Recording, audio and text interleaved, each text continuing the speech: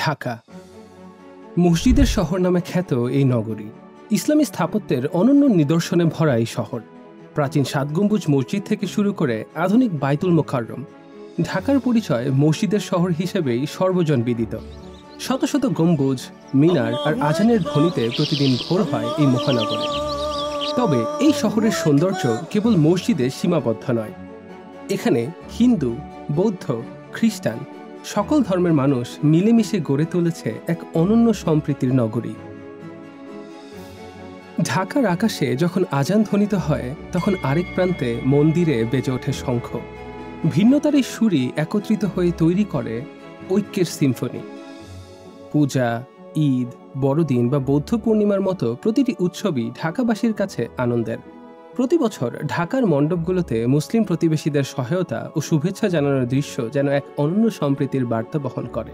ধর্মের দিক থেকে আলাদা হলেও আমরা একই সংস্কৃতিতে বড় হচ্ছি, আমরা বাঙালি, আমরা সবাই একসঙ্গে আনন্দ করি।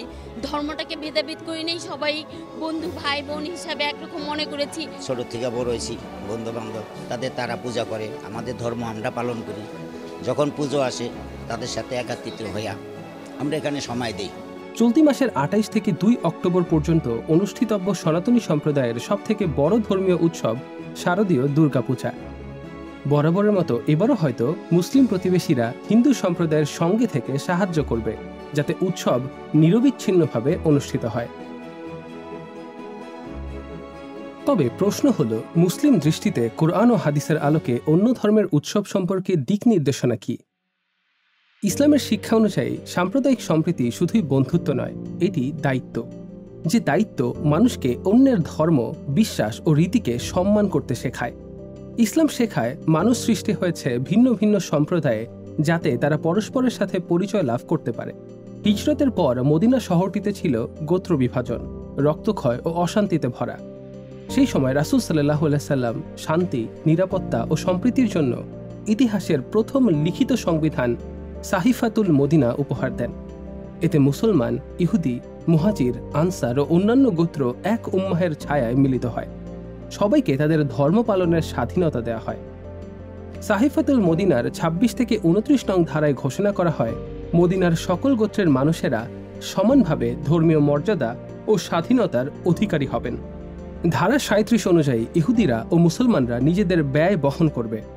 বাইরের শত্রু আক্রমণে দুপক্ষ মিলিতভাবে প্রতিরোধ করবে। ধর্মীয় স্কলারদের মতে সাহিফাতুল মদিনা কেবল একটি রাজনৈতিক দলিল নয়, বরং মানবতার জন্য শান্তি, ন্যায় ও সহাবস্থানের এক শাশ্বত আহ্বান। ইসলাম সব সময় ভিন্ন ধর্মের ব্যাপারে সর্বদা উদার ও সহানুভূতিশীল হওয়ার শিক্ষা দেয়। মুসলিম অমুসলিম নির্বিশেষে সব ধর্মের ও অনুসারীদের নিরাপত্তা ও অধিকার সংরক্ষণ করতে উদ্বুদ্ধ করেছে ইসলাম। মহান আল্লাহ সূরা বাকারার ২৫৬ নং আয়াতে বলেন, দ্বীনের ব্যাপারে কোনো প্রকার জবরদস্তি বা বাড়াবাড়ি নেই। ইসলাম সব সময় শান্তি, সম্প্রীতি ও অমুসলিমদের অধিকার রক্ষার শিক্ষা দেয়। এ ব্যাপারে রাসূলুল্লাহ সাল্লাল্লাহু আলাইহি সাল্লাম বলেছেন, কোনো মুসলমান যদি ভিন্ন ধর্মাবলম্বীদের অধিকার ক্ষুণ্ণ করে কিংবা তাদের উপর জুলুম করে, তবে কিয়ামতের দিন আমি মুহাম্মদ ওই মুসলমানের বিরুদ্ধে আল্লাহর আদালতে লড়াই করব। আবু দাউদ ৩০৫২। অন্য হাদিসে এসেছে, নবীজি সাল্লাল্লাহু আলাইহি সাল্লাম বলেন, যুদ্ধকালীন বা যুদ্ধের পর কোনো মন্দির, গির্জা, উপাসনালয় ভেঙে ফেলবে না। মুসান্নাফ আবি শায়বা ৩৩,৮০৪। রাসূল সাল্লাল্লাহু আলাইহি সাল্লাম আরও বলেছেন, অন্যায়ভাবে কোনো অমুসলিমকে হত্যাকারী জান্নাতের সুঘ্রাণও পাবে না, অথচ ৪০ বছরের রাস্তার দূরত্ব থেকেই ওই ঘ্রাণ পাওয়া যাবে। বুখারী ৩১৬৬। বাঙালি জাতি চিরকাল উৎসবপ্রবণ, ধর্মীয় হোক বা সামাজিক, ঋতুভিত্তিক হোক বা লোকজ, প্রতিটি উপলক্ষেই তারা রং তোলে জীবনে। উৎসব বাঙালির কাছে কেবল আনন্দ নয়, বরং সম্প্রীতির সেতু, মিলনের মন্ত্র আর আপন সংস্কৃতির দীপ্ত প্রকাশ। বাংলা ক্যালেন্ডারে এখন শরৎকাল। নির্মল আকাশে সাদা মেঘ ভেসে বেড়াচ্ছে, মাঠে দোল খাচ্ছে কাশফুল, শিউলির ঘ্রাণে ভরে উঠেছে চারপাশ। প্রকৃতি যেন শারদীয় দুর্গাপূজার আগমনকে স্বাগত জানাচ্ছে। সনাতনী সম্প্রদায়ের এই উৎসবের সময় মুসলিম সমাজেরও একটি বড় দায়িত্ব রয়েছে, আর তা হল সম্প্রীতি রক্ষা করা, ভ্রাতৃত্বের বন্ধন অটুট রাখা। কারণ ইসলাম আমাদের শিখিয়েছে প্রতিবেশীর ধর্ম, সংস্কৃতি ও বিশ্বাসকে সম্মান করতে। পূজার দিনে যদি আমরা ভালোবাসা, সম্মান আর সহযোগিতা দেখাই, তবে সেটিই হবে ইসলামের প্রকৃত রূপের প্রতিফলন।